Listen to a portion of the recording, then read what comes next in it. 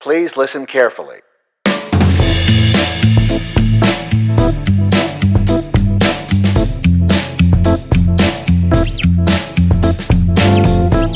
Hi, I'm Paul Friels. And I'm Dave Guzman.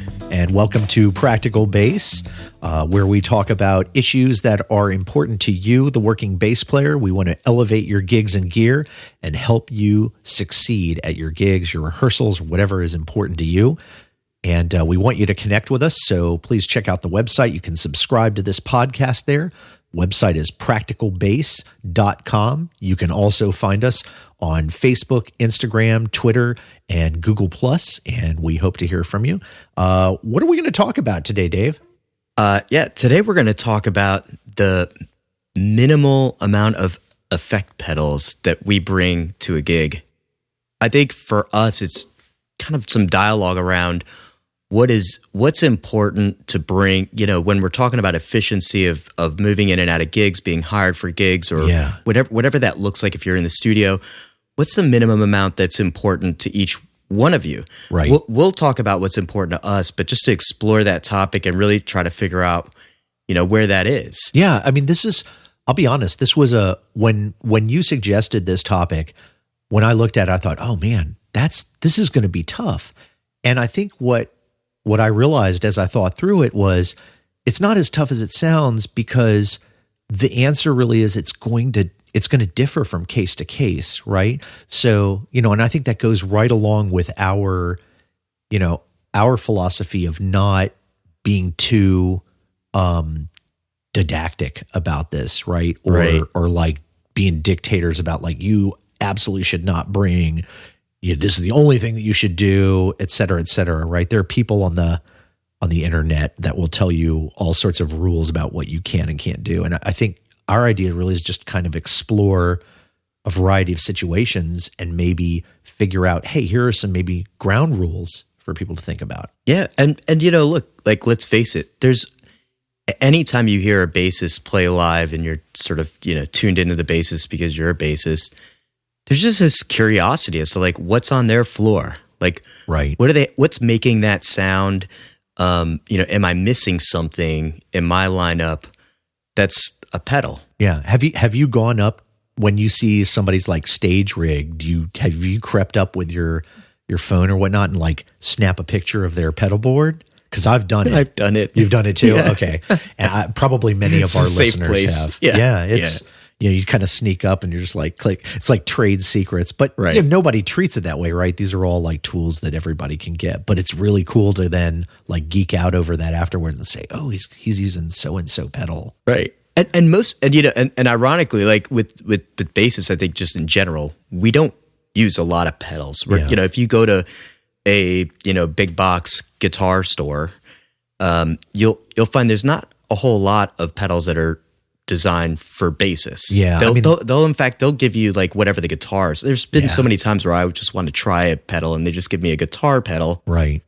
And it's not voiced the same. Right. You sometimes like you lose some of the low end punch. Right. That you like on your instrument. Yeah. I mean, the stores really do kind of cater to guitar players, and we're not kicking guitar players in any way. I mean, that's definitely like not a goal of our conversations, but it is something that, people are going to run into. It's a little harder to find those effects. And so sometimes you just, you got to get a hold of them. You may have to pick one up you may have to actually, fork over the green to buy it in order to try it out in your chain and see how you like it. That's right.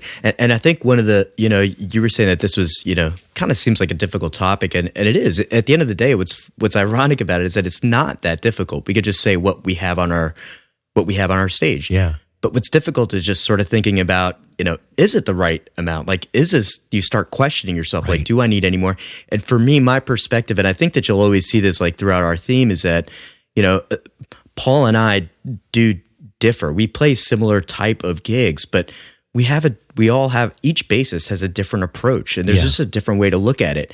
For me, I know like I think like, for me personally, what's important to me is that I can get in and out of a gig with one walk, like one trip. And it's an obsession, and it's a thing that's just a part of my life or whatever that is.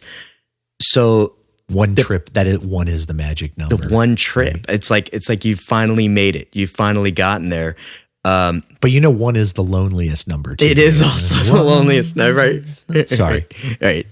Maybe I should expand my my concept on this, but I think that but that's where I come. Like that's where I come to this topic, and that's why it's a challenge for me, because I'm always trying to figure out.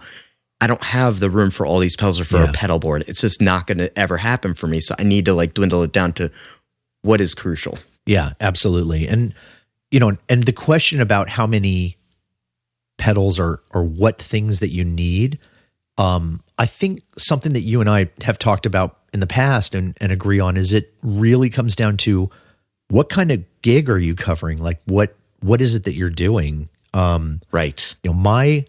My history is playing with a lot of songwriters, a lot of roots rock, folk, acoustic, things like that. Like I did that for many, many years. And really those gigs are, in terms of packing light, they are the ideal, because really the song, right, the voice and the performance of the song by the singer is absolutely the focus of what's going on. And my number one objective, or my number one guiding principle in those gigs, was do not distract from the person delivering the performance. The only function I have there is basically to add some low notes into what's going on and create some weight and some heft in the right areas. Right. And that tonality. And so, those gigs, honestly, I would literally be playing, dry, like just a compressor, right? Just something to even out the notes, really, and like maybe get a bit of sustain on the bass through the compressor. Yep. And that is about it. I mean, I was there to not attract attention. And I did that, as those were kind of my bread and butter gigs, were those kind of gigs, and just not putting yourself too far out there. So anything that was like adding a crazy amount of tone or like calling attention to the bass was often the exact opposite of what was desired in that gig. Right. And I'm lucky, because in my my primary gig, it's very much like that. I mean, I just want that raw sound, and I was lucky enough to have with my last setup, I'm in a transition point right now. So, but in my last setup, I had, basically just it was a Spectre comp on the TC electronic head, where I had a compressor just built right in, a one knob, easy to use, pretty smart type of compressor, one button. It alleviated that pedal. It was just right there on board. Yeah. Then you've got, I guess, on the other side, right, there's like the exact opposite. So, you look at some of, maybe modern rock or metal or, alternative, sure. What people call alternative now. Right. Yep. I like those kids. I don't mean like those kids, like get off my lawn. I mean, like, what you kind of hear on, sure, kind of more on like the indie side, where it's experimental and you're trying to fuse in different musics, or it's maybe heavier on the rock, but also has sort of this disposition of maybe funk in there or whatever. Yeah. Or just, really trying to carve a new path, and you're really, people are really looking for an individual sort of voice, something maybe they haven't heard before. And that might be the exact opposite. You might hear like distortions and overdrives, or you might hear like, the bass may be fuzzed out. Like you hear this in some like great heavy rock out there nowadays, or sort of like the heavier side of jam rock, which I think is phenomenal. Yeah. And you may hear like some pretty fuzzy, overdriven bass there. Right. And that can really be helpful as well. Yeah, I think one of the things I made a point to talk about too is you start to get into these like little different niche genres, but for me, I played salsa and Latin music for 5 years, and I know these aren't like the type of gigs that most people are playing, but ultimately you're just trying to get your bass to fit in with the style of the music. And there, originally that was an upright bass, and historically salsa was played upright. Then it converts to electric, and then they started doing these sort of like hollow body upright electric basses. They're still like, you know, it's like a scale of a bass, but they're just trying to get that sound. Yeah. So they're really, that was also warm, like that warm woody exactly. sound. Yeah. And so you just want that note to die. So how do you do it? Yeah. Well, turns out, even though this is not really on topic, it's not a pedal, but it's a way that we're like enforcing change onto our bass. But that would just be like what you would use on sort of like a Motown type gig where you're just throwing a piece of foam in there. Yes. The old school, like stick the foam under your bridge. Yeah. Right. Absolutely. And I've learned a lot and for those that like want to explore that, I've watched a lot of videos and tried a lot of different because different foams mean different things. The sponge with the Brillo pad on the one with the Brillo pad on one side, and the sponge on the other. And you put that with, like, I assume with the Brillo side toward your strings because it's not going to hurt them, and the sponge toward the finish of the bass. You know what? Just make sure the Brillo's like somewhat dead, like you can actually use it, but the Brillo's goes on the bass, which is I know like touchy for some, but But Scott's bass lesson said it's okay. Yeah. That was a big concern of mine, but it stays there. It doesn't really move very much. So, and then you just want to carve that, I guess, thick enough that it'll like an inch. Yeah. An inch is all. So just an inch of length, and you kind of fit that against the bridge. Yeah, it just has that right like thickness of it. And there's so many. I think originally my first one was like an egg crate. Yeah. Or any piece of foam you find. Just So that's definitely good for like that old school vibe, and maybe for one more note for equipment that we might want to say here is the absolutely the one of the most famous units out there is the Tech 21 Sans amp. I mean, you'll find them people will use them in studios. They'll use them as a front end to their rig. They are amp simulators. They can add some grit, some drive, get some overdrive in there. Yeah, they're fantastic. Did you ever have one of these? Actually, it was the first pedal that I ever got, and it's because I did the nerdy thing of just asking everybody what their pedals were, and the consistent one was that one. Yeah. I'm not even sure why I got it in the first place, and then I found the uses for it afterward. I just got lucky that way. You can almost fake like an Ampeg, like a big Ampeg SVT rig with those, and run it directly in for your, if you're recording direct, if you're doing tracking or something in your home studio, they're fantastic. I use it as that. I mean, it's definitely a good studio recording. Yeah. Or if you just want to give your amp a little bit of boost, it's got it. Yeah, it just there's like this bite that you can get out of them that's just fantastic.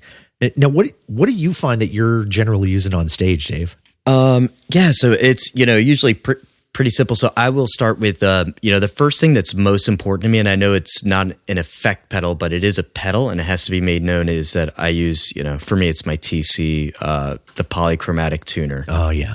It's got to be up there. It not only serves as like an easy tuner, and I can, because it's polychromatic, all that means is that when I'm using it, I can just strum all of my strings at the same time, and it'll give me like an idea as to all of my strings and where they're at. It'll tell you at one time which are in tune. Yeah. That's amazing. I don't have to like waste my time on each one. Yeah. And that's great for like in between songs, and then I'll kind of narrow down just on one, and you don't have to click anything to do that. You just strum it and it shows you everything, and then you can work on that one string. That's critical for me. Other than that, it's compressor is really important. And right now, like I said, I'm actually at this point where I'm shopping. So there's like this world of compressors and a huge price difference. I mean, there's the up to $100, which like, so for that TC that I was using that was built into my old amp, called the, I think Spectracomp. Yeah. Spectracomp. And you really just kind of like, it's one knob, right? You turn it up, you get more compression or like, less compression. Yeah. Right. And it's, and it was a smart technology. But, as I explore, this is a whole nother topic of compression that we won't get into, but there are great products out there. I'm looking at like the Keeley, MXR, Aguilar. Those are all like great quality products that I need to take serious and really shopping for, so I'm taking my time. Yeah. And we're definitely going to talk a lot about we're definitely got a whole thing going on for compressors that's going to be in a future episode. The other piece I used that was also part of my amp that I've got to somehow figure it out to retune is I had a tube tone that basically it simulated a tube amp, and it did a really nice job of it. It gave it the warmth, and if I really cranked it, it would give me that overdrive. It would break the note if I'm really in a heavier gig. And that is the bare minimum of what I bring on stage. The other optional ones for me, I really love my octave pedal, my Boss, whatever OC3 or whatever it is. I think the OC2 is the one that's the classic. Yeah. This is the third, which just adds a different, but that to me is great because it adds the drive that I need. It's also good for those kind of indie rock things. If I want to have this almost orchestrated bass line, that's just gonna peak out, I can hit that, and it's really dramatic. Yeah. So that's or there's other uses for it, but they're just kind of punches that I can pop in. I have a couple of songs that I play that I'll use it throughout, but very few. Usually it's just a punch that I'm throwing in there. Right. Other than that, I think the chorus pedal is critical. It's really good for, whether it's a solo. I don't solo very much, but sometimes you just need those notes just to kind of sail just a bit. To have a little width. It gives it a little more width and it sort of just brings the voicing of the bass out a little over the band. Yep. Yeah. Yeah, and that's, for sure. And that's pretty much it. I mean, the only other thing, and I was mentioning this earlier before we started recording, was for me was, I think I've got a wish list of this, the synth. I don't even know the name of it, but you did, Paul. It was that synth. Oh, the POG, right? POG. The Electro Harmonics POG. Yeah, it's beautiful. And the reason why I like it is because it's the bassist. I'm listening to a lot of these bassists that are in New York that are these jazz guys that are doing this stuff with synth, all throughout. Yeah. It's just cool. Oh, I'm a Hammond organ all of a sudden. Yeah. But would I ever bring it on stage? Probably would never make this list. I would probably use it for my home studio or maybe a recording or whatever. Or you've talked about having your own project that's kind of your own expressive, who you are as a musician. Maybe that's something that you bring out for that kind of for that kind of vibe. Exactly. Yeah. You're not serving some other band or some other vision, that may be something where you're going to branch out and use that in your own project. Right. Exactly. Yeah. I mean, I talked a little bit earlier about how I've done a lot of gigs really with just a compressor. I mean, that for me, that's an absolute must. And I tend to play, I've played a lot of different basses. 5-string is really where I'm most comfortable and happy right now. And I think it's because I do a lot more R&B and funk and things like that. That's right. Yeah. And it also helps me from a perspective of, I don't have huge hands. And so for me, having being able to play fairly low notes further up the neck is helpful. But in doing that, it's also important to make sure that the volume on them is even. Right. And so in certain situations, rooms being what they are, I can have my bass adjusted really well, but certain if you get down to a certain low area of low notes and the very low register, they will pop out much harder. Yeah. And so being able to tame that is really helpful.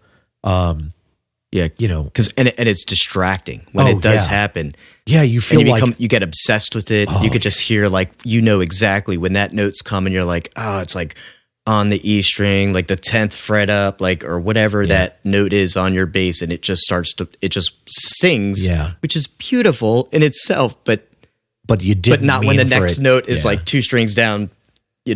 4 frets back. Yeah, you didn't mean to suddenly bark at everybody, right? And suddenly you did. And and a lot of times I'm playing an active jazz style bass, and I find that with a compressor I can make the bass do a lot of things finger wise, just dig in to make it bark more, I was talking about, or I'll adjust the EQ to get if I want more bite or more thud. I won't necessarily need a preamp that I need to kick in to get that bite. I will use the EQ on the bass to do it, or I'll use my fingers to do it. And I think I kind of grew up doing that because I didn't understand a lot about effects, and I thought that you had to do a lot of those things with your fingers. And so I got as close as I could. Obviously I can't replicate like phasers or, envelope filters or anything like that. But a lot of it you can do. I mean, you can do with your, there's a good amount. Even when you're thinking about just the compressor itself, like the alternative is that you're just very cautious as to how you attack each note. Yeah. Like I've had, and we've talked about this, but I had challenges where like my strings were just letting out different outputs. Yeah. And it was problematic, and I was trying to figure out where it was at. And the alternative is just play lighter on those strings. Yeah. Yeah. And then you start really like spending all your time controlling that. And now now you're distracted. How do you be musical, right? Like how can I think about the song exactly and the vibe and whatnot? I love and trust having a good compressor.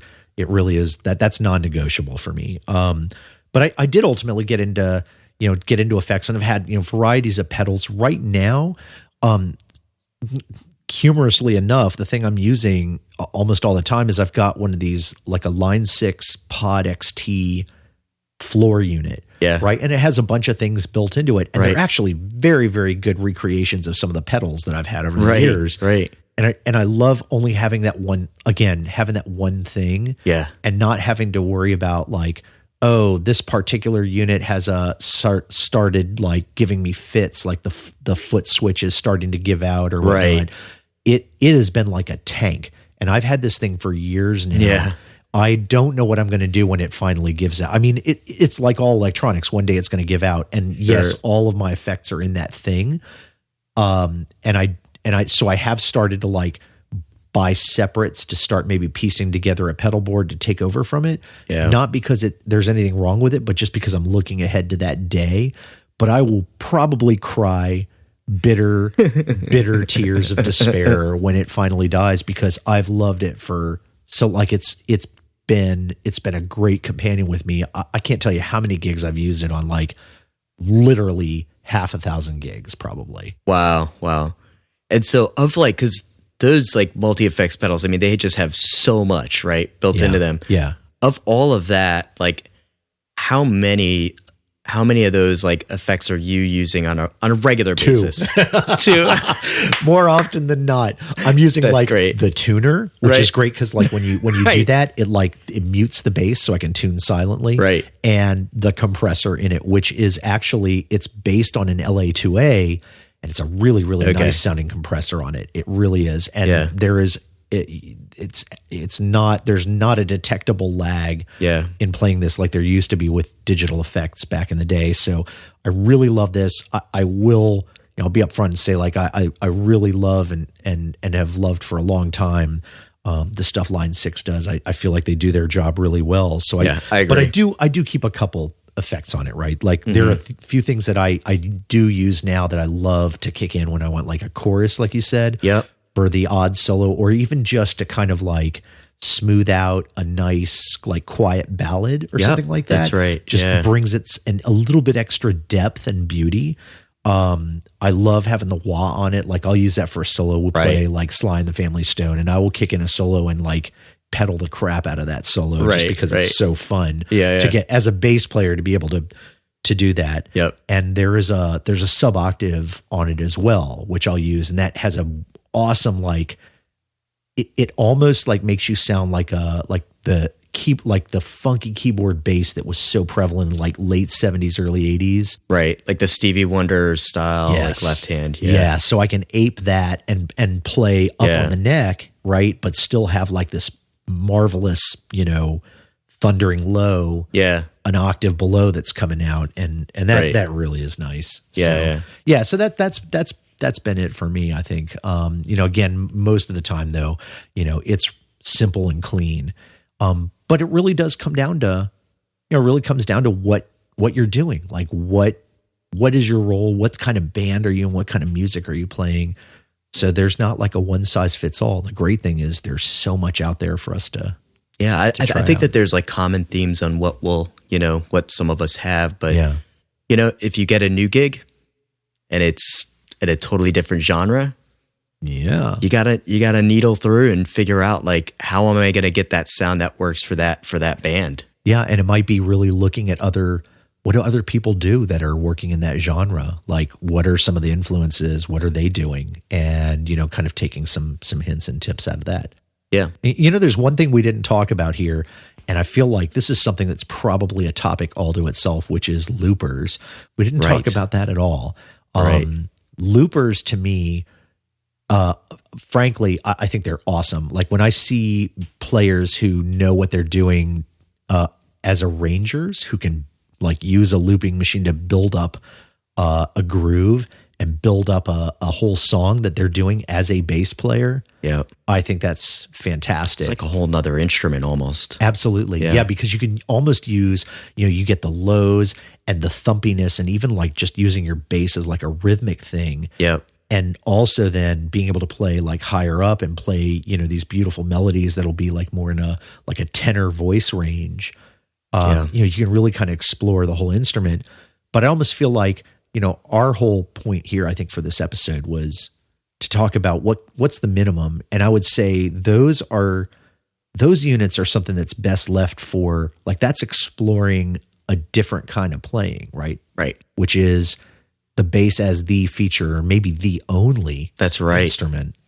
So yeah, I don't think we're down on loopers at all. I think that's, but that's really maybe a whole other way to take bass. So that's right. Yeah.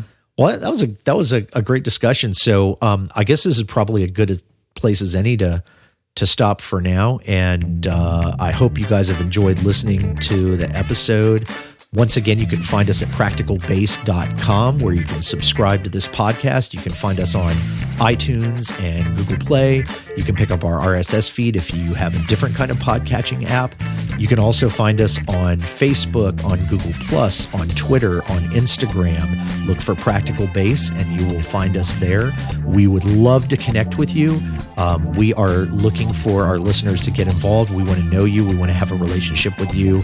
So let us know what you like, what you don't like, criticism, any suggestions. If you've got ideas for the podcast, for topics you'd like to see, we would love to hear from you. We read everything that you send us.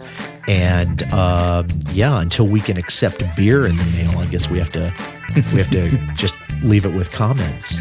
Right. So so I guess until next time, I'm Paul Frields. I'm Dave Guzman. And this has been Practical Bass. Thanks for listening.